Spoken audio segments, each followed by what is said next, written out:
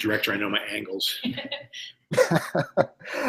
All right, Jon Favreau, were you at all intimidated or nervous about taking on The Jungle Book, a live-action adaptation of not only a beloved animated classic from Disney, but also beloved story from Rudyard Kipling?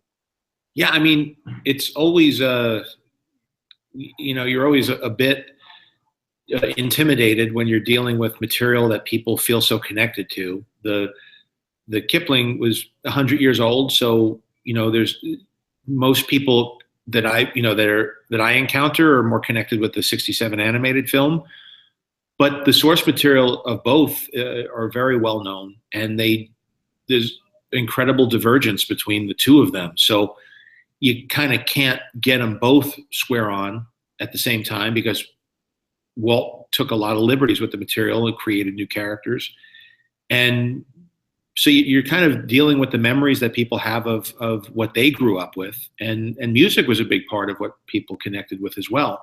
And so figuring out a way to make all of them work together and take advantage of the technology that's available and make an adventure film that would appeal to the audiences that you have to appeal to when you're making a movie like this.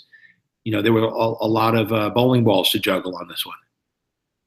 Right. I mean, even if it wasn't based on this beloved material, it would be a daunting challenge for any director just because of the sheer technical aspects of it. I mean, you're dealing with a live-action boy, CGI animals, the jungle. So how did you even begin to figure out how you were going to put this together? Well, I've learned a lot, and I've always wanted to emulate what Pixar had done. They've inherited the process from kind of what Walt Disney was doing. I'm here in the animation building now, actually. Oh wow! Disney, and upstairs he used to have a room called the Sweat Box, which was a theater, and they would screen dailies of pencil studies of different sequences that the story department would come up with. And so I felt that, especially having been through a lot of effects films where you don't want to rush the work, because a lot of what people don't like about CGI is when the work is when they're more ambitious than they should be as far as the time frame or the scope of the work.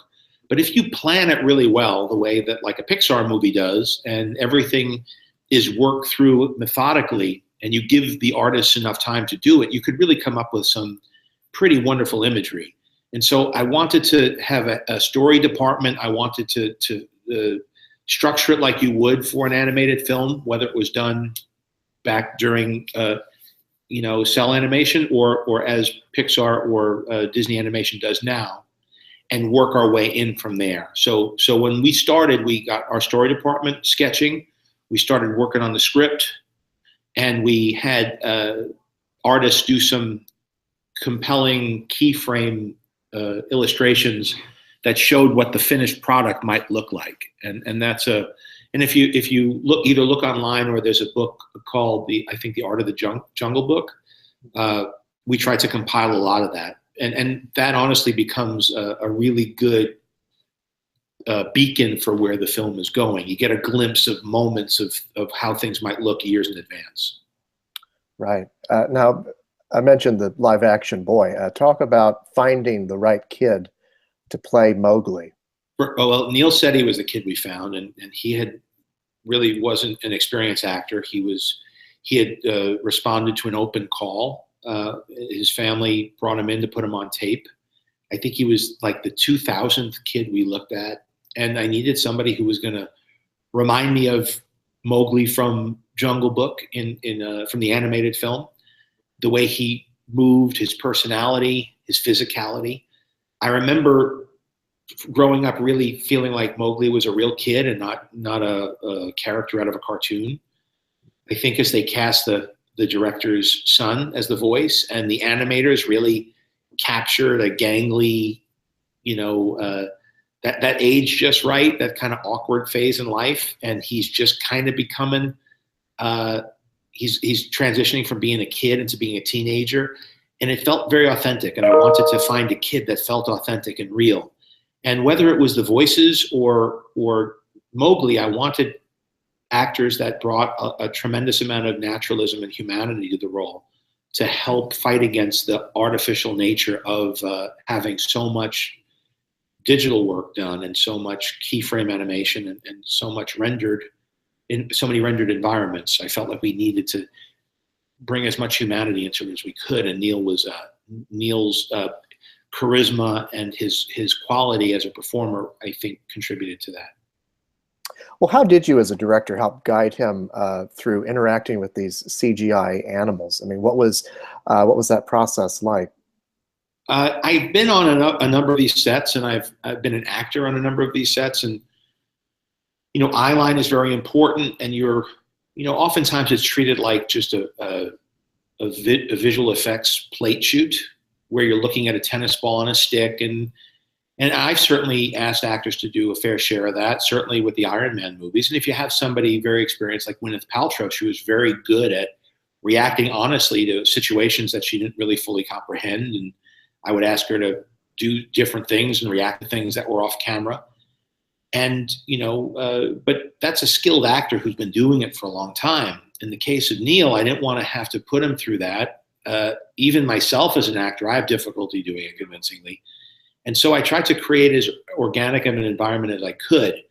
And one of the techniques we used that worked really well was bringing in puppeteers, because puppeteers have a very good understanding of the technical aspects of, they can look at a monitor and hold up the puppet and line things up properly. They're asked to do a lot of that when they're performing, like on Sesame Street or something.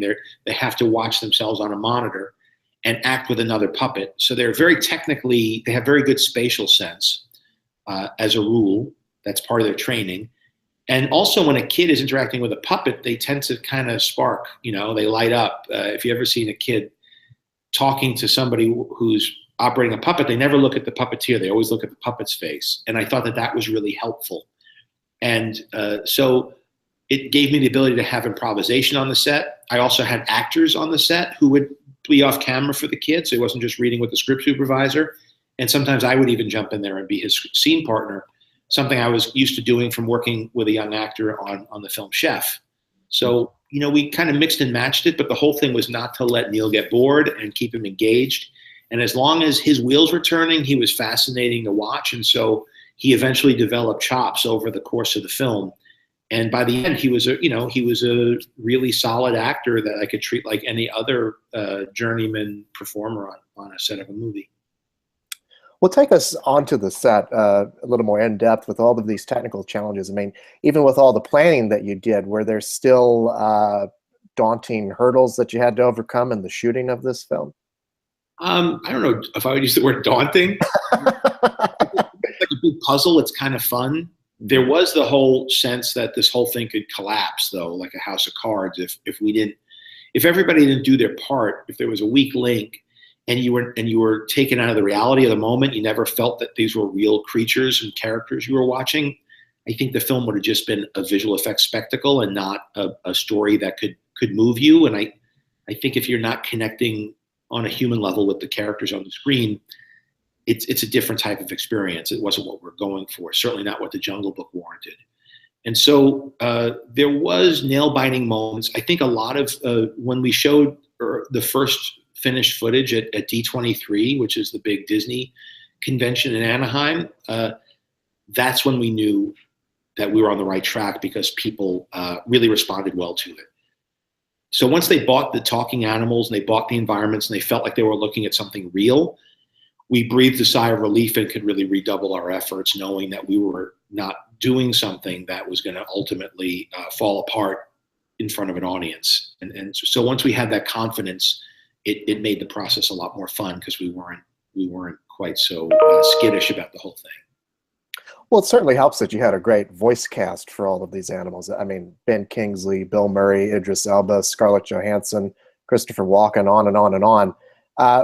Talk about finding the right actors to bring these characters to life and make them more than just CGI drawings. Well, I think that's the key. I think if they feel like they're CGI characters, if they feel artificial, you lose one of the more important dimensions of making a movie like this. You want people to feel like they're watching a real film. So in casting actors that have where you get the sense that they're very their performance is naturalistic. It doesn't feel like a heightened. A lot of times with animated films, the performances will be more robust than they would be in a natural live action performance. And so I tried to keep it all very conversational. I tried to get the actors in the same room working together. I tried to cast actors that had tremendous humanity in their voices. And, like Lupita Nyong'o brought so much emotion to that character, and it helped fight through the design, which is very naturalistic of a wolf. But wolves don't really express a lot of emotion. You have some around the eyes, but if you do too much with the face, it starts to break it. You hit some uncanny valley. And so it took people like, Ben Kingsley and, of course, Bill Murray has a tremendous personality in his voice. Christopher Walken has a very distinctive, specific and emotive voice. So the casting was meant to help the visual effects, if that makes sense. Well, it certainly does.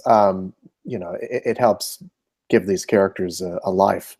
Now, in creating the visual effects, how in depth of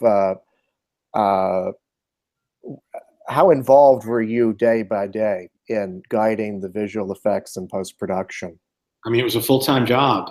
It was there all the time. We would often, there was a room where we would connect, because we had artists all over the world working on this. And so in the morning I would link up with London, and then in the afternoon I would link up with New Zealand, and I would look over. I remember Andrew Stanton over when I was up visiting Pixar, he said it's very important that you have dailies with the animators. I think a lot of directors who are working on live action features just kind of turn it over and let the work happen. In our case, I had smaller sessions with the animators as though they were actors almost. And then we would look at other shots, like environments that were meant to be approved or shots that were being rendered. So in each sequence, we had different shots in different phases of completion, because you have to stagger the work, because you only have enough animators to work on one sequence at a time. And then when the animators are done with it, then it goes into render. So you're constantly, and then some things are just being explored for the first time. So it's very rough. So between all of those different sets of responsibilities, I found myself there all day, and it never got boring. I always enjoyed it. You've directed a wide variety of films throughout your career. I mean, the previous film you did before this was Chef, which was about an $11 million budget, I think, and this is close to $200 million. This was a little bit more money than Chef, to say the least. I was good on this one. What attracts you to the projects that you take on as a director? I can't really put my finger on a quality of it. I think though, and I'm guessing because it's a gut feeling. I think it has to do with how interesting it is. Like if you are curious about it. So for example, like on Chef, I like watching cooking documentaries. Mm-hmm. I like the chef culture. I like to cook. I love food. So I knew that me going through culinary training and wading into the world of chefs would be something that I would find interesting and fun. And so from beginning to end through release, and even to now, I still loved, I continue to love learning from chefs and spending time in kitchens and cooking on my own. And that level of curiosity helps get me out of my kind of lazy mode and into obsessive mode, because I kind of only have two gears, I think. I think one is where I feel a little bit bored and drag my feet, and the other is when I can't get enough of something. And I want to pick up a subject or a movie where no matter how much I do it, even if I'm exhausted, I want to hit it the next day again. And that's one of the luxuries, honestly, that I have now from having done the work that I've done, is I get to be selective about the projects I work on, and it's got to be something where it feels challenging and it feels exciting, and I feel like I'm doing something I haven't done before. I think that's part of what I like to do, and I like world building too. And really, Jungle Book, you don't get more world building than that. You are literally building a world from nothing, and and then you get to work with all these great artists who can, you know, contribute all these great ideas, and you get to be there at the center of it all, reviewing the artwork, the footage, the performances, and then it all comes together after a couple of years, and then you get to put it all in front of an audience and then get to see their reaction, and that's the big payoff. Absolutely. Well, Jon Favreau, thank you so much, and congratulations on the film. It was a pleasure talking with you. You're welcome. Thank you. It was a pleasure talking to you too. Have a good one. Thank you. Thanks.